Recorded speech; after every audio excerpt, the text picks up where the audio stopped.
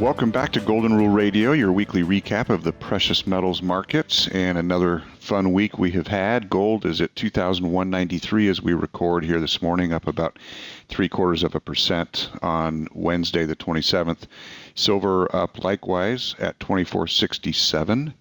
Platinum and palladium are down, however, and palladium continues to lead the charge down 1.6%, right at $1,000 an ounce. Platinum at 903, so palladium still a little above that. And all of that coincides with a little bit of a dollar rally at 104.35, and the equities continuing their charge, which we'll get into here in a little bit. But Miles, without further ado, do you want to dig a little deeper than just the spot price and show us what's transpired this week and exactly what's going to happen next week? Exactly, because that's what I do. I am all about the divination.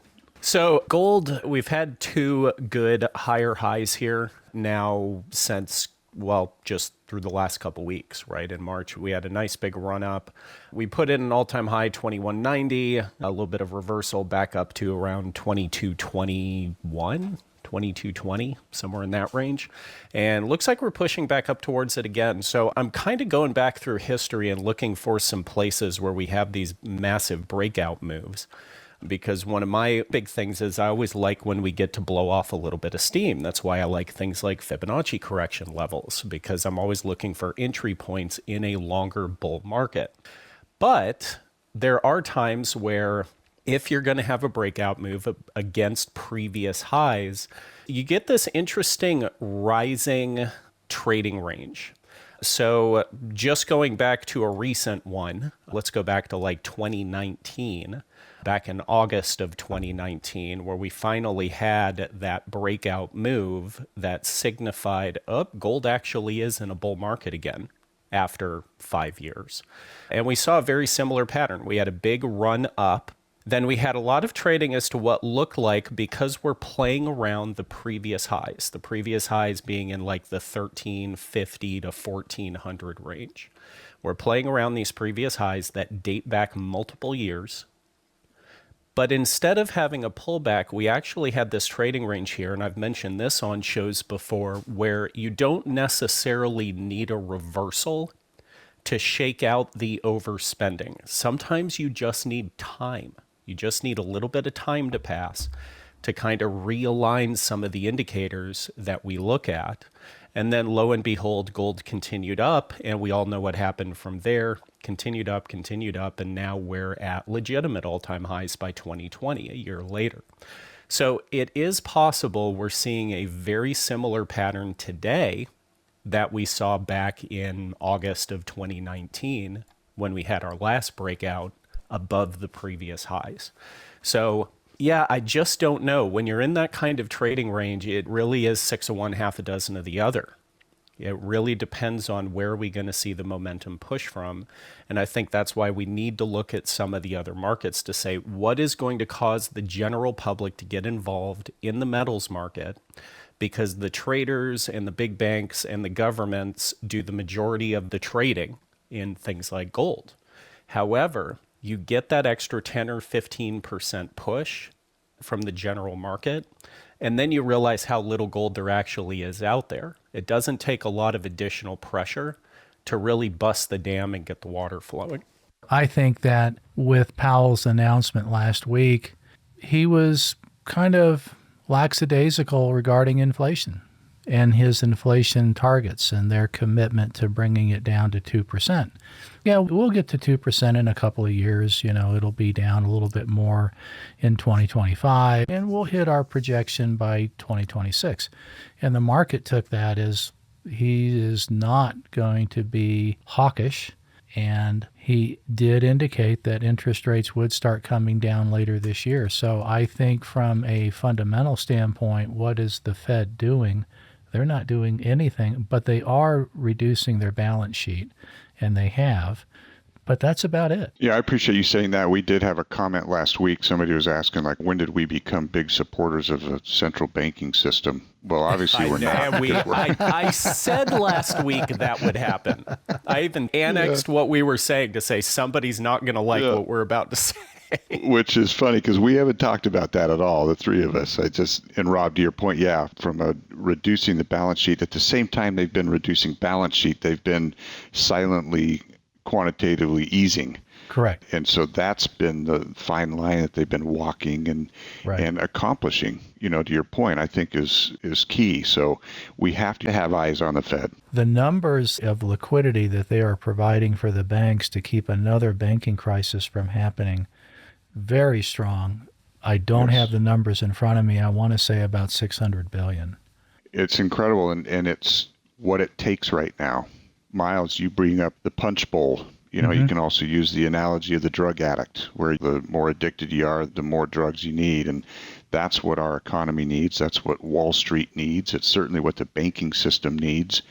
And as long as that continues to be the case, that's why gold continues to remain strong, despite other fundamentals that would otherwise push it down.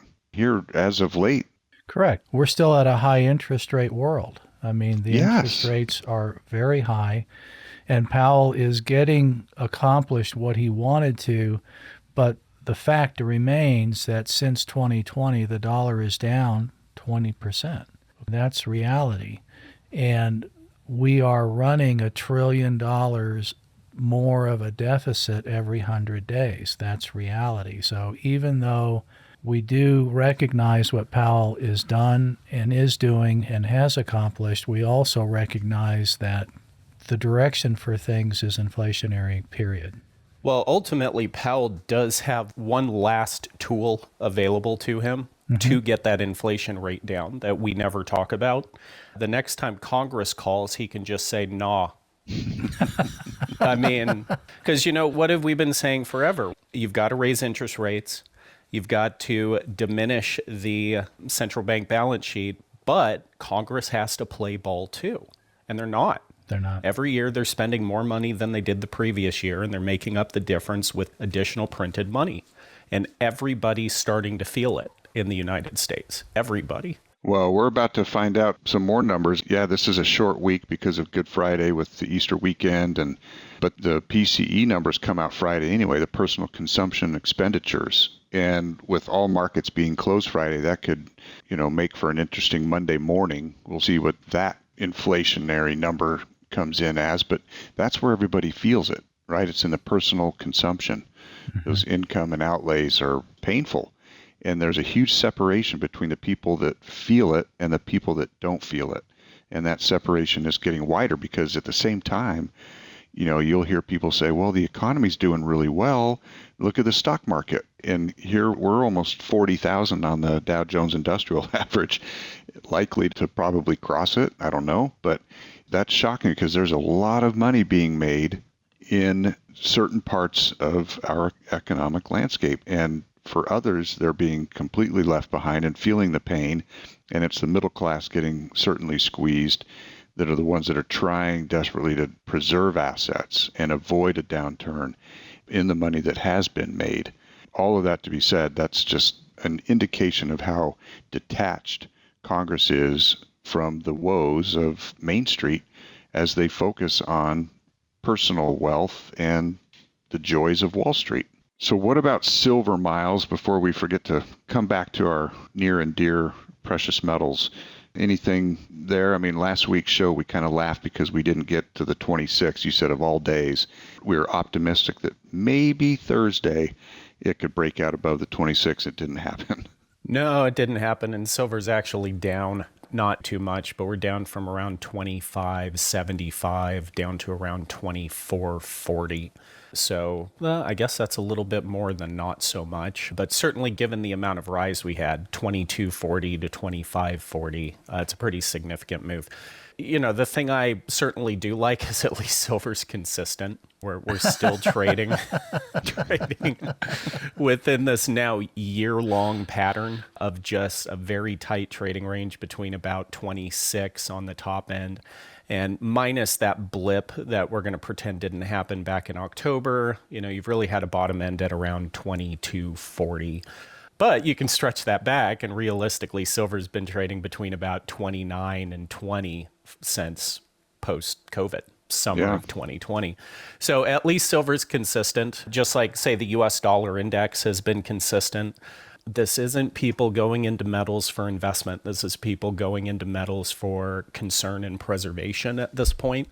And the concern and preservation in things like silver, things like platinum have not become a more pertinent motivation than potential investment gain. There are different reasons why people are willing to say, I'm going to put money into this. And they generally fall into one of two categories, to simplify it. Either we're greedy or we're fearful. People are buying gold out of fear. Nobody's buying silver out of either greed or fear at this point. I think it's just sitting where it's sitting. Personally, I think we're going to see a very similar pattern like we saw back in 2010, 2011, where gold reaches a price round about the time the general public starts getting involved. And it's in a lot of ways out of the grasp of the general public, and they go looking for cheaper alternatives. And that's when you see silver really, really aggressively play catch up. That's when silver becomes the best investment for the fear motive. That's when silver becomes the greed thing because of the fear reason. So silver's going to do what silver's going to do, and it's going to happen when it happens. And I'm sorry, I'm just not the magic 8 ball I wish I was. Well, that's all right. You know, we won't hold you to any predictions this week. Miles has stated it again. Yeah, I always will. That's my number one goal on the show, is to never give a firm prediction. Anybody who does is either lying or wrong, so especially in the markets. Well, I'll give some firm predictions for the week. Okay. How about we will see geopolitical unrest this week? I think that's all right. And you have accomplished that. We'll see privacy concerns. We're going to see a de-dollarization concern. You've seen both of those things already since you said it, so keep going. Yep, there you go. Well, we know prices are going higher since the bridge is down in Baltimore. What a tragedy. That is, and you talk about, people don't realize what a major flow that is for durable goods, you know, and Miles, you've talked a lot about the supply chain disruptions and the impact there. I mean, Rob, that's a great point. Could that have an actual inflationary impact on our country? Certainly in that region, it could, and certainly an economic downturn could result in that region, but they're going to have all sorts of rerouting. It's a major shipping channel. Yeah. I mean, it couldn't have happened at a worse time, especially with problems going on in the shipping channel out there in the Red Sea. So transportation and supply chain disruptions, we can guarantee, are going to be building. Looking forward too, I'm actually cautiously optimistic regarding the white metals. I'm concerned if the lack of participation in platinum, palladium, and silver could be the fact that the hot money and the long-term money are expecting a downturn in our economy, because that's where they get the bulk of their support in their pricing, is from industrial consumption. Gold is monetary. People shift over to gold, and you can say fear or greed, but I look at it from a standpoint of people losing faith either in the government or the financial system or in the currency, and they shift to gold just as a place to park their capital for whatever period of time until they can see light at the end of the tunnel, hoping it's not another train. It's such a good point. In the financial sector, we've beaten up the banking sector here lately. I mean, it's beaten itself up, right? Yeah. But why would people be leaving a bunch of cash in banks now? That's been a paradigm shift. Well, Right. they're not. They're not. And you're going to go somewhere else to get return, Yep. right? You're concerned about bail-ins. You're worried about failures. Yeah, look at the bank ratings we've been doing. The bank Yeah. ratings, all these banks are shifting lower. Most of them have seen a strong decrease in their additional capital money coming into the bank. Some of them are still seeing money coming in, but not like they've had over the last 5 years. And compare that to the liquidity of the brokerage houses, who are getting the influx of cash going into treasury bill positions. Yep. So, Rob, you also brought up the political. I mean, we certainly are in an election year, but that in itself would not be causing concern. We're in a volatile election year. in all of U.S. history, right? This could be considered a very pivotal election year, Yeah. depending on whose eyes you're viewing it through. But that's a concern. The banking sector is a concern. The dollar is a concern. Privacy with the central bank digital currency, global geopolitical concern. But what you touched on too, and may even be related to this bridge, we don't know. I mean, nobody can go there now, but was it a cyber attack? Because there are technological concerns. People have concerns about the infrastructure and the technological aspect of it. And gold in hand is money in hand.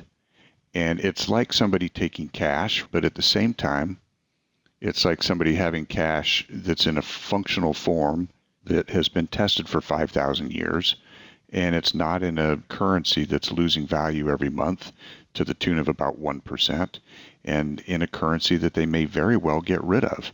And gold has never been removed from any economic situation. Well, 2 points to what you're saying. One is gold is the only asset that you can physically own that carries no counterparty risk. You are not dependent upon somebody else's performance to give you back your money. It's its own money. And like I've said a number of times, you can fly anywhere in the world, get off the plane, hold up a gold coin and smile, and they know two things about you. One, you're trying to be nice, and two, you've got money. It's universal. It means the same thing in every language, just like a smile does. But two, as we look into the political realm, there is concern politically. I just don't think Joe Biden is capable of occupying the Oval Office for another 4 years, and the Democrats know that. Kennedy has announced his running mate. He's running independent on a third-party ticket, and he brought on an extreme hard left individual, a lady who has funded a lot of diversity and equity type programs because she's incredibly wealthy. And so Kennedy is not going to be affecting Trump's base. He's going to be affecting the Democrat base. And I keep thinking at some point, maybe during the Democrat convention, that Michelle Obama will either bump Kamala off the stage or maybe even Joe Biden off the stage, because she doesn't want to campaign as president, but that doesn't mean she doesn't want to be president. So there is a great deal of concern politically. If Michelle Obama were to be on the Democrat ticket, I'm not sure how things would go. I mean, people are anticipating that Trump has this thing in the bag. I'm not so sure about that. And regardless of who that ends up being, or if that part plays out, what you express is uncertainty. Yeah. We don't know. That's an unpredictability that in your lifetime, you've probably never seen. At this point, you knew who the nominees were going to be. Yeah. You knew that, even in a tight race, there was a very high probability of a certain person winning or an expectation. And people, whether they like it or not, what they like the most is predictability and certainty. Right. They like stability. Right? They do. Yes. Especially people with assets to invest. They don't like unpredictability. But another thing that keeps popping into my head is Trump has already said that he would not allow a central bank digital currency to come in to the United States. But I don't think he's got that option. These countries and the global community, even SWIFT is preparing to not just be the international conduit of money transferring, they have prepared to also be the conduit for the clearing of cryptocurrencies and central bank digital currency. So the infrastructure is being put in place. The administration has said that they're really not going to be aggressively pursuing a central bank digital currency, but then as you continue to go further into that realm regarding U.S. involvement with CBDCs, it could be argued that we already have that in place and we're just waiting for the rest of the world to catch up. I've seen two thoughts in that regard. And when you put in a new central bank digital currency, a blockchain technology, onto the U.S. dollar, it is a totalitarian dream to where you now control everything that is important to a family, where their money is, where it goes, how much they have, etc. And so you now have complete control over the money supply. Everything is transparent to the authorities. And if you have a benevolent leadership, there's nothing to worry about. But I think we have seen here in the United States these last few years that they're only benevolent to the ones that follow their lead and fall in line. Well, and it's centralization of power, Yeah. authority, it's statism, right? is. And it's anti-constitutional It is. type of activities where they're disregarding that. And that, you're right, unfortunately, is what is driving these alternative assets. I mean, it's even driving the cryptocurrency investments. So people that may be concerned about the technological aspect are many, but there are some that are not, which is driving Bitcoin higher, for example. But the alternative assets, it's not cash in the bank. And that's what the banks are realizing. That's why there's been, just in January and February, 222 bank branches closed in 2 months in the United States, because they're having to trim the fat. They're having to reduce the number of expenses that they have in these branches. They are bleeding deposits, and that's going to continue to pick up, because that's a paradigm shift that we're living in right now, that there are many alternatives to banking. The number one, tried and proven, has obviously been gold. And like you said, remove all counterparty risk by holding it. But some people, the only way to invest in it is through their IRA. Right. And we're seeing more and more of that, where at least you own a tangible item, a tangible commodity that can be eventually sold or liquidated into any currency. And just because the U.S. dollar is at 104.3 on the dollar index, you think, well, that sounds pretty strong.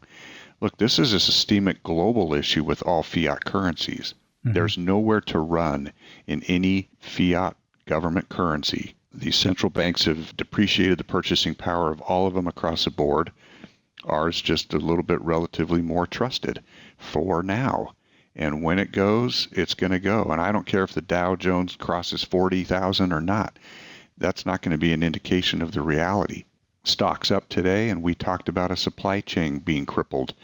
It doesn't make any sense. It's this euphoric blow off top where they're just buying. And unfortunately, Rob, we have seen cycles and cycles of this where the greed does turn to fear. Yeah. And ultimately, the more fear there is in the market, the more gold gets sucked out of the market and the higher the prices climb. And I hate those markets. I've seen fear-driven markets in my 38 years here, and it is no fun being on the other side and trying to satisfy people who are literally running scared. I still get questions regarding, would the government confiscate gold again? But first and foremost, you have Jamie Dimon over at JP Morgan saying, if I was the government, I would get rid of cryptocurrencies. I would not allow them. Why? Because it's a direct competition to the financial system that is coming. Because make no mistake about it, these central bank digital currencies are going to be put into place. Things are going to change. Paper money, these stacks of green paper like I refer to them, that will be called in. There's not going to be any paper money when the central bank digital currency goes into effect. Everything you have will be on your card.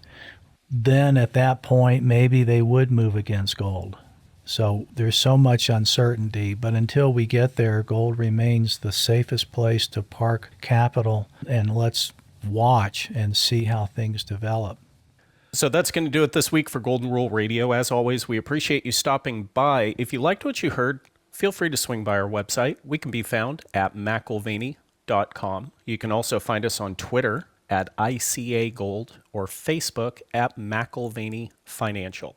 Finally, if you'd like to speak with Rob, Tori, myself, or any of the advisors here at McIlvaney Precious Metals about your personal portfolio, give us a call at 800-525-9556.